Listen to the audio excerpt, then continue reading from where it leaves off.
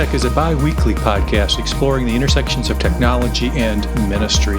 It is part of the podcast network sponsored by WELS, the Wisconsin Evangelical Lutheran Synod. Our show today is hosted by Martin Spriggs and Sally Draper.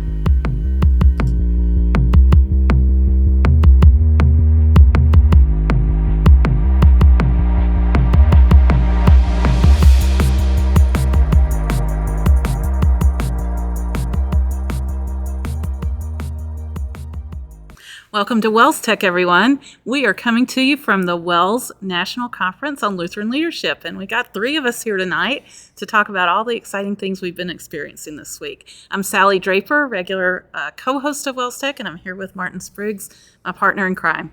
Hey, everybody, and we are in the Grand Ballroom at the Hilton Hotels in downtown Chicago for this conference, and we have a special guest. Friend of ours as well. We just didn't pick him up off the street. Dan Retzloff. Welcome, Dan. Thanks for inviting. Dan, you are the Director of Software Services for our team, and you've been with us for a little over a year now, right? That's correct, okay. Yeah. Tell us a little bit about yourself, and then we'll dive into why you're here. So a little bit about the background. They've been talking a lot about today in the conference about what's your DNA. Okay. So I guess a little bit about background.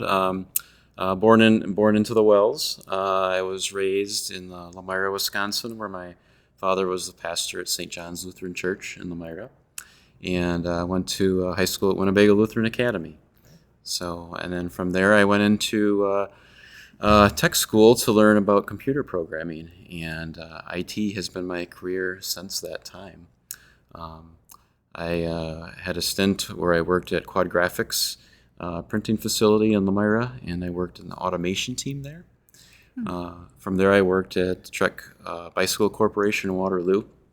We worked on a point-of-sale system that we sold to independent bicycle dealers. And then most recently, right before I came to work at the CMM office, I worked for the Department of Public Instruction, the Wisconsin State Agency on Education. There I was the Director of Software Services or Software Development as well. A little bit of a bigger team. I had about 36 folks on the team. And now coming to a synod of team of 5 of us altogether. So it's been a change, but I really like it. I like going back to a small team. So, what was kind of we'll talk a little bit about the conference here in a minute, just to kind of follow up on your transition from DPI, State of Wisconsin, to WELS. What was kind of one of the big decision factors, or a couple of the decision factors that made you move from that kind of position, which is kind of a cool spot, to a team a tenth the size? Sure. There's a number of things. Number one is I always have been interested in trying to get more involved in ministry in some way. There was even one time when I was working at Quad Graphics where I was seriously considering about taking on a pastor track, and but the whole idea of learning all the different languages just didn't settle with me. I like computer languages, not Hebrew and Greek. So always the idea of getting into ministry. Also, too, when basically this position kind of came available, it was brought to my attention from another friend, and didn't really think about, is now the time to look for another position or not? And it actually was a blessing, because it made me evaluate where I was and what I was doing, and if that's really I could be of best service in my vocation. And I thought at that time this is a way to get into ministry. And so there's a lot of good memories that I've had at all the places I've worked at, and I feel like the Lord blessed me in different times of my life, and then those were places where I need to be in that time of my life. And now I get to work with a great team and support ministry. So That's awesome. So you come to us from Columbus, Wisconsin. Yes. Tell us a little bit about your church and family there. Sure. So I'm a member at Zion Lutheran Church in Columbus. We've been members there since 2000 when we moved to the city of Columbus. Yes. So my wife and I moved there when I got married. And we moved to Columbus. My wife, by the way, is Becky Retzloff, and we met in high school at Winnebago Lutheran Academy. And we moved to Columbus because my wife was going to University of Wisconsin-Madison, and I had my job at up in the Myra, and that was halfway in the middle, and it was basically just picked for location of splitting up the commute. But then since then, we stayed there, and we raised our family there. We've been blessed with 2 daughters. One is a sophomore at Lakeside Lutheran High School, and another one is a freshman at University of Minnesota Crookston. A long way away. A long way away. Okay. It's very far. When people ask where Crookston is, I say just find the North Pole, and it's just a little bit south of that. It's north of Fargo. It's way up there. So. Very good. And you serve as your congregational president. Yeah, there. so currently I serve as a congregational president for about 1 more week, and then my term is up. So on Sunday, our congregation will have its annual voters meeting, and they'll be electing a new president. So, All right. yeah. But obviously big into congregational leadership. You understand what it takes, and I assume that's why you're here? Yeah, it's kind of twofold. So I'm interested in, how can what are some tidbits of advice I can pick up to help serve our congregation in Zion? And what are some tidbits that I can pick up to serve the ministry we're doing at the CMM office? And there's a lot of different things that the software services team does, a team of talented individuals that do a lot of behind-the-scenes work that make things run. And there's a lot of work that goes into maintaining those things and making them more efficient. But I'm also interested in the long-term future or long-term vision of what are things we can do to help better serve the schools and churches in our synod. So, a lot of people interested in that response, so that's a good thing.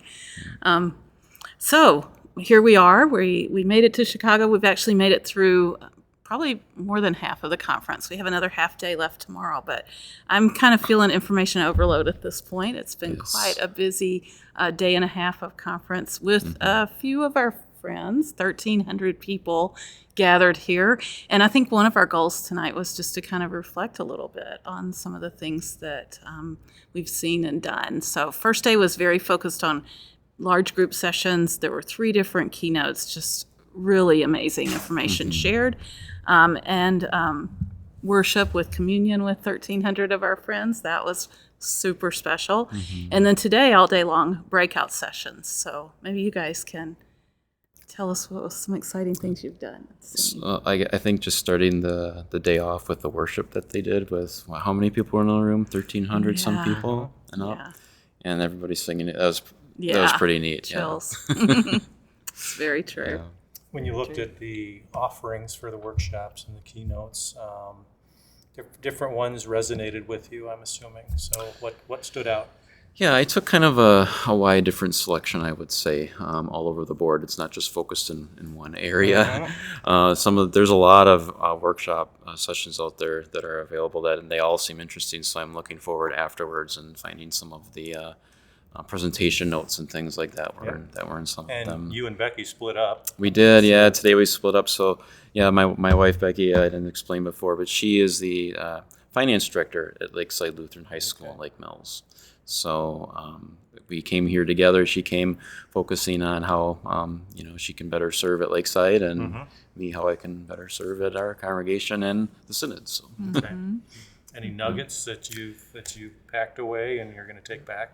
Yes, trying to get them all and digest them all in a way is going to be a challenge because it was information overload, right?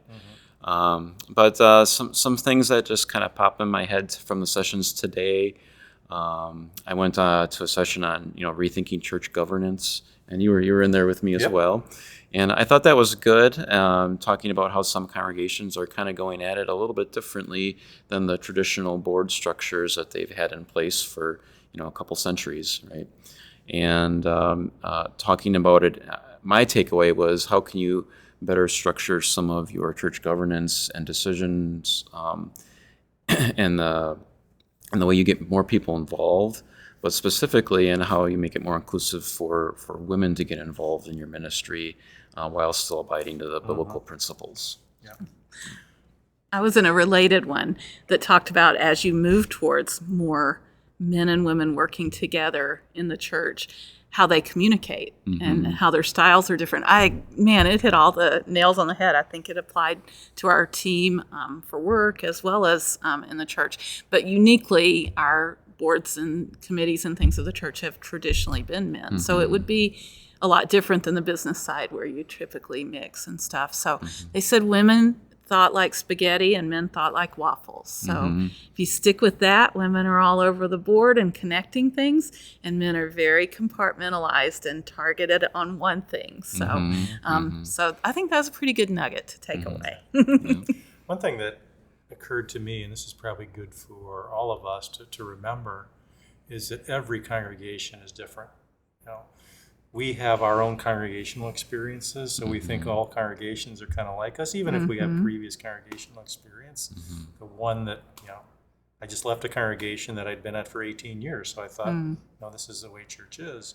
Even though I do visit a lot of churches, there's nothing like being in them and then hearing from the leaders what's really going on there and the needs that they have and the challenges that they have. And it just gives you more to pray for. There's certainly opportunities all across the board, but the application of some of the things, the tools that we're learning about and some of the principles that they're sharing are going to be different. Right. And we're all going to be kind of applying them, and we think, how is this going to work with the people that I serve and in the location that I serve? And that God has placed us in different places and given us those gifts. So. Very true. One thing I didn't see a lot of or hear a lot of was technology. We had to kind of acknowledge that on the WELSTech podcast. But I think we are at a point where technology is a given and that we are definitely tasked with using it for the best of ministry. And so with that being said, then how do we structure our ministry and things? So one that thing was that came out interesting. in one of the workshops that I was in was the importance of a tool like a church database. Member 360 was the tool that they were using just to keep track of Bible information, class activity, and prospect management, and just the importance of kind of staying on top of that, and also the importance of having somebody who knows that and is comfortable with that. So I think you're right.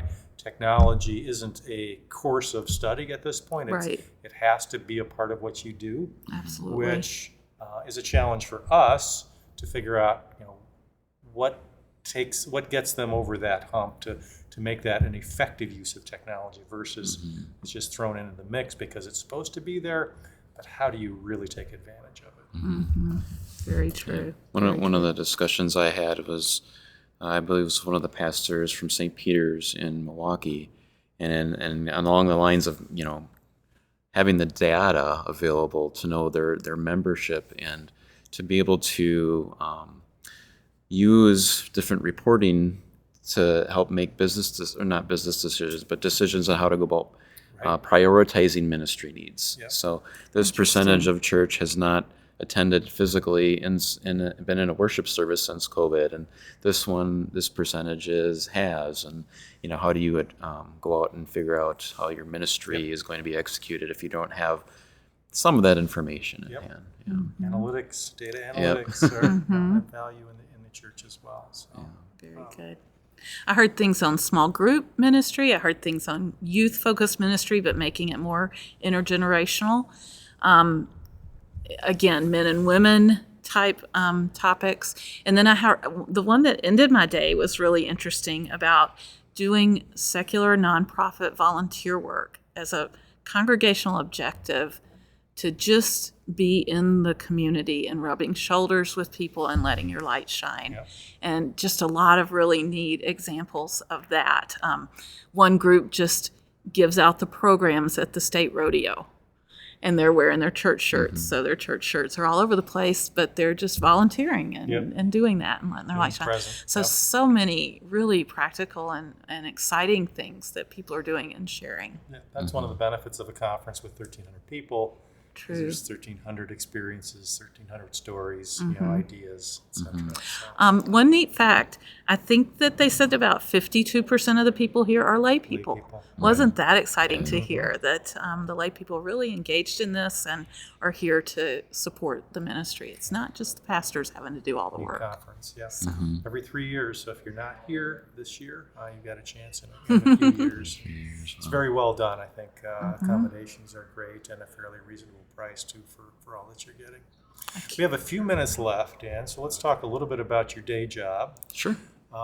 Software services for technology at the Synod office. What does that look like? What do you spend your time doing? So what do I spend my time doing? Or what does your team spend their time doing? It's a variety of things, but really, I guess if you were to narrow it down into a confined statement, we support the database of everything WELS data. So a lot of that is what I've learned we call it's WELS source, right? And we keep track of souls that are called workers in our synod. And not only just the called workers in our synod and those who have been trained as pastors and teachers, but also the family members that are part of the different benefits that they receive as part of being a called worker that's supported through their congregations. So we do things that are based around this WELS source database that does reporting. There's different pieces of that and components, and one of those is the call system that the district presidents use to help create finalized call lists that they send to congregations. Just the basic maintaining of contact data and like service data, who is served where at what time, when are they eligible for calls, when are they eligible for certain benefits, all those types of things. Yeah. Keeps things humming along. And creation of call lists. Creation of call lists, yeah. That keep that engine running as well, which is a very complicated process to figure out who's eligible, who's not, who might be a good fit, Yep. you know, who might not be. That's all analytics. That's all data driven. Right. So I kind of play the role of I'm the director of the team, but I also kind of jump in and do wherever the team needs help to keep things moving along. One of the main goals or roles that I'll do is kind of like a Scrum Master. We use under Agile development, we use a Scrum framework to it's a project methodology to plan and prioritize our work and execute our work. So I kind of manage that role and making sure that we're humming along and that our processes are good. There's not things getting in the way. People aren't getting held up on problems. So if there's a problem, we want to smash it as fast as we can. All right. So then the other part I'll do is if the team needs help testing certain things of the software that have been developed. And then in some cases, I like to dive in and get my hands dirty and code myself. So doing a couple bug fixes here and there lately and diving into some new technology trends that could help us in the future. But it's myself. And then Sally's on our team, and Sally's the jack of all trades on the team. She's been doing database administration work for us. She does analysis work up front to figure out what needs to get done and why and how could we do that. And I think she's an she'd do excellent that for tester. free. Yeah. That part of it. I love the data, that's for sure. And then we have Tom Luki and Nicole Grenia, who are excellent developers on the team. And our newest addition comes from Burton, Michigan, and that is Tammy Meyer. And she's going to do kind of a jack of all trades too, where she will be doing testing. But her main goal as she works into this role is kind of figuring out, as work gets assigned to us down the pipe, breaking it down into chunks of pieces and deciding how we're going to kind of work on certain things and developing certain features. Great. Well, we're happy that you decided to come on board. Me too. Definitely. It's a fantastic team. Yeah, appreciate what you do and blessings on your continued work. And great that you could be here too and join us. Thank you. And experience 1,300 other WELS members that are kind of after the same thing, right? Yeah, it's been great. Really encouraging, for sure. All right. Thanks, Dan. Thank you very much. So, Sally, that's going to about do it for episode, what number? 698. 698. We couldn't figure out how to get 700 on this that would have one. been exciting. Yeah. Anyway, we were really pleased that we could get Dan on, and in this beautiful venue. Kind of a neat. We try and do this on special events where Sally and I at least are in the same place, same time. That doesn't happen all the time. We'll probably do that Synod convention. Yeah. In Saginaw this summer. But looking forward to episode 700 and a couple episodes next week. Next time. Actually, it is next week, Martin. Okay. We kind of That's delayed right. things to make this fit. So we're going to get back on schedule. Hopefully next week you'll be getting episode 699, and that will feature our friends Jason and Rachel for EdTech discussion. We've actually been doing this Incredibles of EdTech, and it'll be our third in this series, and this time focusing on Violet, the invisible daughter, and the invisible but needed components of EdTech. So that's quite a teaser for you, but tune in next week for more Incredibles of EdTech. All right. Thanks, everybody, for joining us. Wish you could be here with us. Maybe some of you are. So I've talked to some of you, I know. Thank you, and we'll talk to you next time.